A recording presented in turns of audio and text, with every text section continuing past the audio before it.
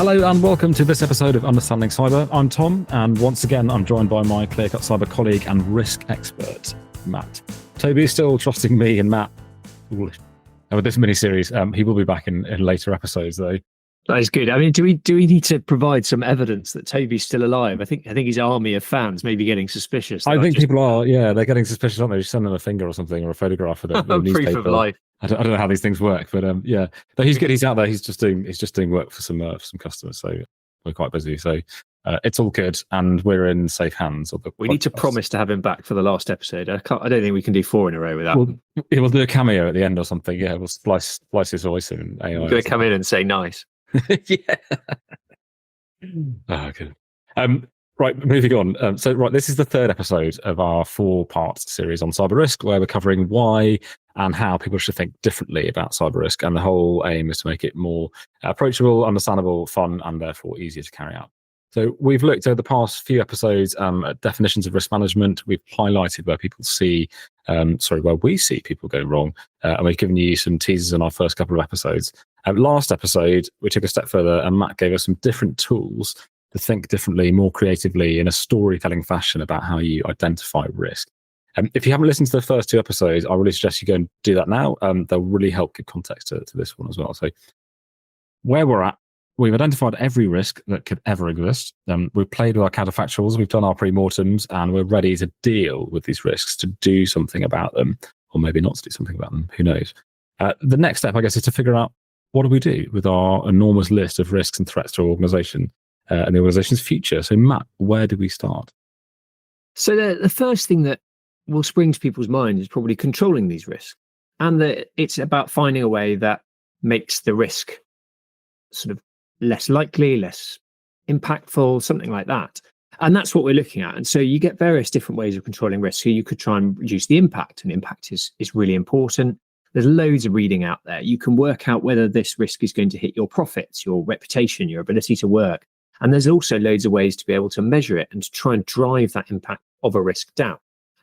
That's quite well understood, and we're not going to cover that in an enormous amount of detail. And it's actually the same with likelihood. So we spoke about this in the previous episode. So sometimes you can measure the likelihood of a risk occurring, sometimes you can't. And then there's a third scenario, in which is actually not very often thought about. What happens when your likelihood changes? And this isn't that common in traditional risk industries like insurance. Data trends, gradually change things. But in general, you're not going to get a sudden step change. But in cybersecurity, someone could discover a new vulnerability, and there could be an exploit in the wild within days or even hours. We've seen the race to build a working exploit, and businesses just can't keep up with that. And the problem is that your likelihood of compromise could effectively be 0 one day and then an absolute certainty the next day. And there's nothing you can do to change that. And we'll look at how you could approach things a little bit differently. Yeah, this is a great question. So I suppose the other thing to consider here is, what do you do, or what happens if you really can't make either an accurate assessment of likelihood, or you can't keep up with that really changing dynamic environment and the changes in likelihood associated with a particular event or risk? What do you do? Yeah, this really happens. And sometimes an accurate assessment of likelihood isn't possible, in which case we tend to revert to feasibility. So for a given threat actor with a particular intent, capability, and opportunity, broadly known as sophistication, we ask ourselves, how feasible is it for them to realize this risk? Or make it happen, really. And this is threat-led, obviously, and is where techniques like threat modeling and so on come from. It's very powerful and very accurate if you know what you're doing. But the point here is that we'll try and reduce impact, reduce likelihood, or reduce feasibility by implementing our risk controls. And those are pretty well understood, as we've already discussed. Excellent. So I think this brings us on to, we have mentioned this a few times in previous podcasts, accepting risk. It's one of the areas where organizations often struggle. They instead try or attempt to do the impossible and drive risks down to 0, which is just a fool's errand. So how should they really be approaching that? Yeah. So like you said, in accepting risk, eventually you get to the point where you just can't control the risk anymore. Either it's not practical, it might not be possible at all, and you've got some sort of residual risk. And that's what we tend to see left on a risk register. This is, once we've done all our controls, this is the risk we have left to our organization. Yeah. But the point we're making here is that it doesn't have to end there. Just because something could happen doesn't mean its consequences have to be accepted. And in accepting risk, there have to be some considerations made. Yeah, this is interesting because people often get to this point and they say, we've accepted this residual risk, and now we'll just move on. I think it's worth explaining if and when this is okay, and when they do that, what they should be thinking about. Are they just shrugging their shoulders and leaving it up to the gods, or is there actually a more sensible, pragmatic way to view what they're doing? Absolutely. I should just say there is an enormous thunderstorm coming across me at the moment. So if anyone does hear rumbling in the background, the gods are angry with your risk. Yeah, the gods are angry with my risks. So the first thing we're talking about, the sort of starting actually in the wrong way, the least sensible way to do it. There's such a thing as a gamble. So accepting a risk is not the same thing as taking a gamble. So a gambler would cross their fingers and hope that a risk never comes to pass because they haven't got any protection if the event were to occur. So this would be like not patching a critical vulnerability in your network because the patch stops something from working. That's a sensible thing to be able to do. For operational reasons, you can't patch it. You add it to the risk register, and then you carry out no further controls and hope an attacker never notices. In the event that an attacker did notice, you wouldn't have applied any controls, nor would you have any remediation plans. And it's safe to say that we really don't advocate taking a gamble, not when there is something you can do about accepting risk, which is what we'll cover. Yeah, especially when it's as simple as that. It's a patch, although patching is not always easy, I guess. But so if we're not gambling when we accept a risk, what are we doing? How else can we view this then? Well, we've got to view it as some sort of considered decision. So no one's checkbook is unlimited, and no one's going to be able to implement every single control to the standard of the NSA or someone like that. Mega encryption, 1,500 character long passwords, 7 different MFA steps, and a firewall where, I don't know, every data packet has to be manually approved by someone sitting there. It's just not practical. You would be very, very secure in your cyber equivalent of a concrete bunker, but you might not get much done. So at some point, we're going to have to make a compromise. And this is similar as in real life. I've got windows in my house. They are very easy for a robber to smash, but I like having the view of a thunderstorm right now, but I still like having the view and some natural light. So I accept that risk. But what I do is lock my door when I go out for the day. So it's about making an informed decision. There'll always be a balance to be struck around these discussions, but often the answer will come down to money. Can the organization afford not to spend any more on managing this risk? Is the amount spent on treating the risk going to be more than the amount it could lose should the risk be realized? So this is quite a brutal way of looking at it, but eventually everything does have a value. Even the NHS does this. There are certain treatments that are so ludicrously expensive that it just can't justify spending that money, where they could save more lives by spending it elsewhere. Yeah, this is a great point. I suppose there's a kind of corollary or almost, I'm not sure. There's an extension of this, and this is reflected in the cybersecurity world in entities like the Information Commissioner's Office, ICO. If you suffer a data breach, ICO will, among other things, assess the extent to which you were or were not protecting the data in the way that the Data Protection Act describes. And to be honest, the DPA is deliberately vague, is unfair, is not prescriptive about how you should protect your data. It provides you some guidance, and it points to some things like Cyber Essentials, but it doesn't set it out in much detail. But even when it does this assessment, like, were you dealing with your data appropriately in accordance with the legislation, they accept that there are mitigating circumstances in which you might not fully comply for completely legitimate reasons. For example, it's too expensive. You're expected to conform as closely as you possibly can, but you don't have to do absolutely everything. If to do so would basically bankrupt you. Yeah. And a good example of this, you see this less often now, but MFA using SMS, text-based MFA, you get charged per SMS. So if you've got a really large organization and you've got a system that they all use, a data management system or whatever, if you're doing MFA for all of those users for every time they log on, that could be really, really expensive. And some organizations just simply can't do that. They can't afford that. And they're not at a stage where they can move over to a non-SMS-based MFA. And so instead what they do is they say, right, well, who's most at risk? Who are the high-privileged users? Cool, we'll use it for them. And then others less so. So yeah, you don't have to be all over absolutely everything all of the time. That even ICO accepts that there are, there's pragmatic decisions to be made, considered decisions to be made on this. Anyway, right, cool. Accepting risk. Who should this sit with? Any old person, or? I mean, you lead it with Whitney. Yeah. So yeah, absolutely. The most important thing about accepting risk is that it is done by someone who is responsible. It's a really big decision, and it needs to be thought through carefully. And some of these risk acceptance decisions are going to sit at board level, but it needs to be recorded along with the logic behind it. And this is what turns it from a gamble into a risk. Yeah, this makes sense. You're thinking about it. It's considered. It's documented. It's justified. It's auditable. This is all terribly sensible information security stuff that we know and love. I think what we want to talk about next is what happens next. So we've realised, we can't get the risk to zero.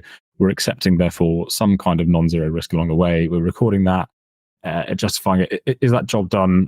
Sorry, I should say as well, this has been accepted by somebody responsible, not like me, somebody senior, suitably empowered to do it. Is that it? Is that the job done, or is there more? Of course, there's more, and this is where we get on to sort of post-risk actions, is what I'm calling it. Even if you can't spend any more money, time, resources trying to reduce the risk before it's happened, there's lots you can have prepared for after the event, and this is our next step. So we've often said that a lot of cyber risk management isn't deeply technical, which is a very good thing for me. You do yourself an injustice, sir.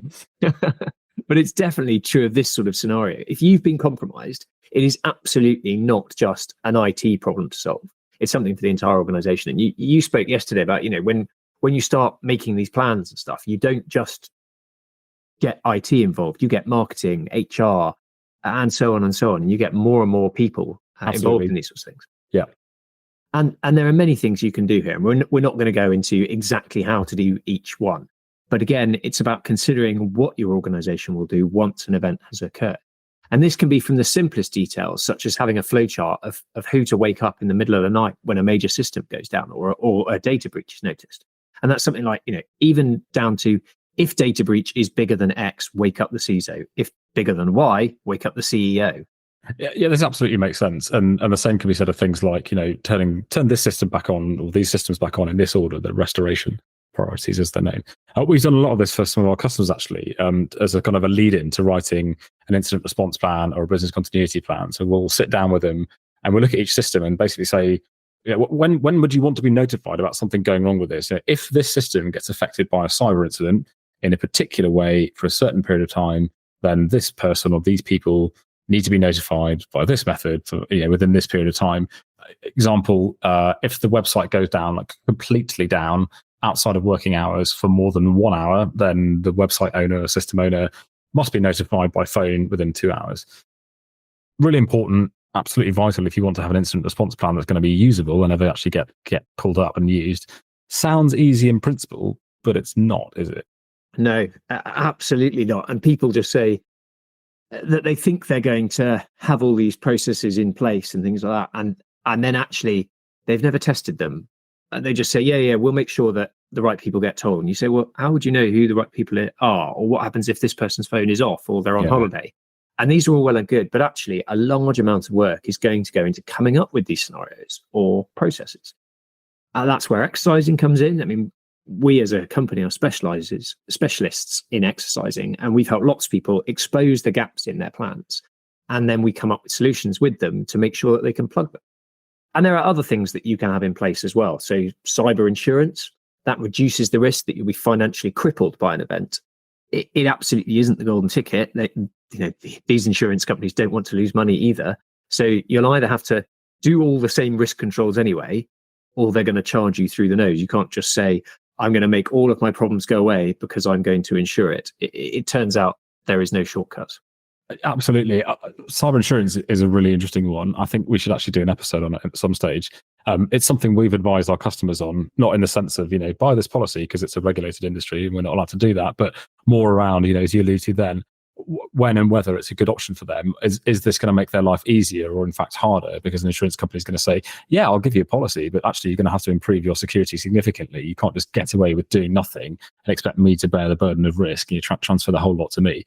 That's not how it works. And it doesn't help with stuff like reputational damage either, really.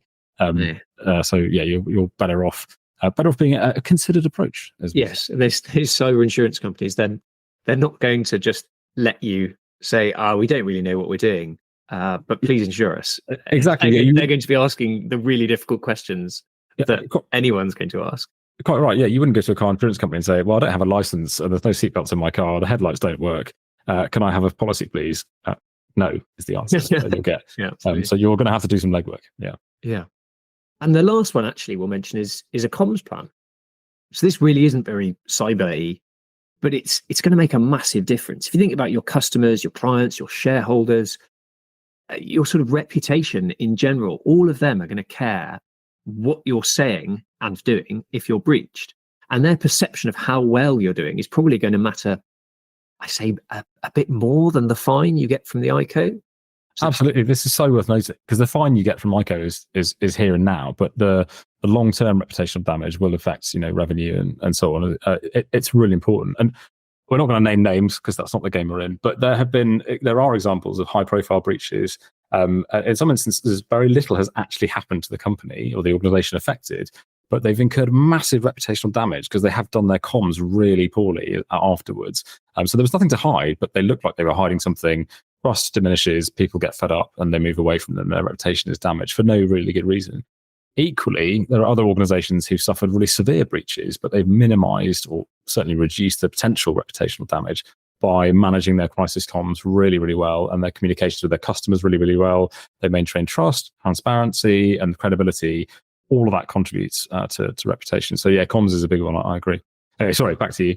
Yeah, that's really my sort of main points on this. Those are not all of them, but we've covered several ways you can accept a risk, but you still have controls to mitigate the damage after the event.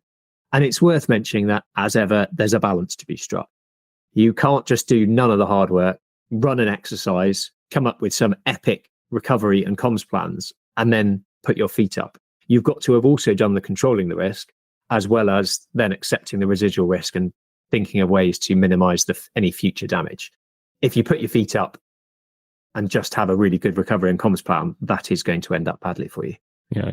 So are we concluding then that a balanced, multifaceted approach is the best? I think we are. That is a bit of an anticlimax. It's not something shocking and exciting. Here's our new amazing method of dealing with risk. It's been nuanced. It's true. I mean, how boring, but also reassuringly sensible. And we wouldn't be saying this if everybody was doing this already. It sounds obvious, but you'd be surprised how little this is actually done. As you said, that there are no shortcuts or one-shot wonders. You need to balance your efforts, risk management efforts across a range of options. Think about the whole kind of risk life cycle. If something does happen, what are you going to do? You've got it down to some non-zero amount, but what next? How are you going to manage comms, etc.? A resilient and comprehensive approach. Good stuff. That sounds good. I mean, that you should put that on a website or a strapline somewhere, I think. We need to write this down. Somebody write this down. This is important. Good stuff. I think that's most of what we wanted to cover. I'm going to give this your turn for a summary this time. I'm going to give that over to you, I think. I'm in the hot seat. Yeah. So I think we started today by looking at the types of ways we can control risk before turning to the issue of how you can accept risks. We discussed the difference between taking a gamble and a considered risk. And then we really got into the meat of actions you can have ready for after an event. So business continuity plans, incident response plans, exercises, insurance, and a communications plan. They all make up an important part of your risk management. I think I've got everything we discussed, but I'm sure there's more. I think you've got everything. I mean, there is more to this, right? We don't have the time and the capacity. We don't want to give away everything to go through all of it. You're absolutely right. There is more, but that's what we discussed. And those are really the main important points too. I think it's time for the shameless sales pitch. So here we go. Here at ClearCut Cyber, we help clients with risk all the time, including designing and developing the balanced approach to risk management that Matt outlined here. We also support organizations to record and communicate risk management activities to their stakeholders and partners, which is a really important part. No point doing it if no one knows you're doing it. And finally, we have an excellent partnership with a highly reputable and highly experienced London-based PR and crisis communications firm. They're experts at preparing and managing communications before, during, and after a cyber incident. So it's a real privilege to work with them, and it's something we support our customers with. If you want to know more or to speak to us about any of these services, please get in touch, info@clearcutcyber.com, or just go to our website, clearcutcyber.com, where you can learn more. Matt, that was episode 3 of 4. Any final words, anything we've missed, any sage words of wisdom this time? No, I think I'd better go and let Toby out of his cage, ready to record the 4th episode. He will be back. In which case, thank you all for listening. Look out for our next episode, in which we're going to talk about assurance or how CISOs sleep at night. No good putting in all this hard work only to find out at 4 a.m. that actually none of it worked. So we'll tell you, in that respect at least, how you can get a good night's sleep. Until then, take care, and we will speak to you very soon. Bye from me. And bye from me. Thank you.